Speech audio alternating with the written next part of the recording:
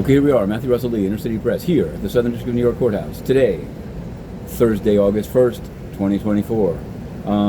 Yesterday we covered the extensive oral argument on the motions to dismiss in the Yes 9/11 case. The plaintiffs really put forward quite a case that this guy Al-Bayoumi, he helped the hijackers get a Bank of America bank account, he helped them get housing, and he took video surveillance in D.C. for the Saudi government.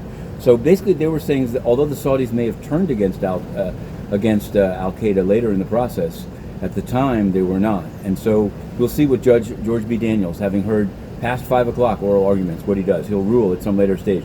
While that was going on, the plea deal was announced and reached with 3 of the 5 that were on Guantanamo Bay. There was many of the family members are dissatisfied with the result, and I wonder, under various laws, if they were consulted. I guess they don't have a veto right, but why they would do it at this time. There's also this hostage deal being reached. There's a lot of politics in the law. It's all happening. But then we get down to the real nitty-gritty of what happens in this courthouse. After innumerable hours of the oral argument, Inner City Press crossed the street to 40 Foley to cover actual cases. Now the first one it's criminal, but it's almost civil.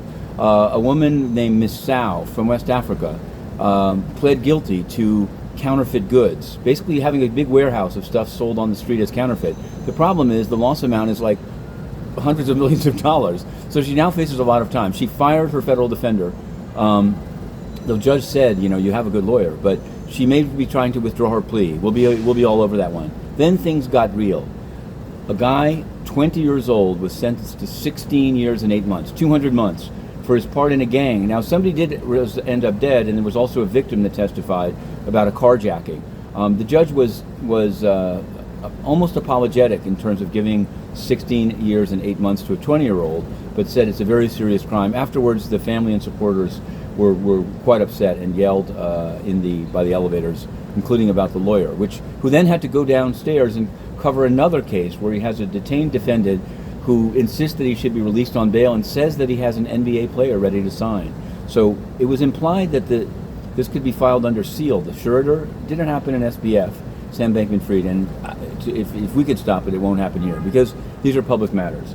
But that said, today, Tigre Bonilla, former head of a major figure in the Honduran government and in the narco-trafficking conspiracy that has resulted in Juan Orlando Hernandez, the former president, being sentenced. He'll be sentenced today. Tigre Bonilla. He only wants 10 years. Only. That's the minimum.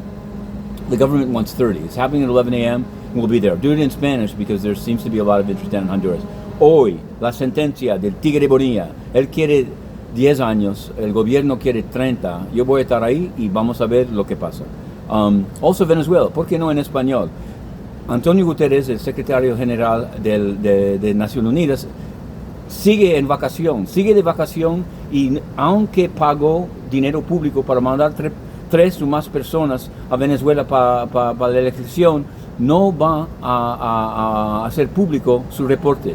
Es la misma cosa que hizo en Honduras para ayudar a Juan Orlando Hernández, narcotraficante. Entonces vamos a ver, este tipo no sirve. Antonio Guterres spent public money to send people down to observe, supposedly, or have some role, maybe helping the Venezuelan election, and now he's not releasing the report, and he remains on vacation, including as the Middle East disintegrates. That's Antonio Guterres, a corrupt failure and a censor who's banned Inner City Press from even entering the premises, even though we had Sleepy Pete, let's say, in the briefing room. But we're going to continue to push. Quinn Emanuel, Dwayne Morris, 2 big firms wrote to the UN, no answer at all. Absolute impunity. To be continued.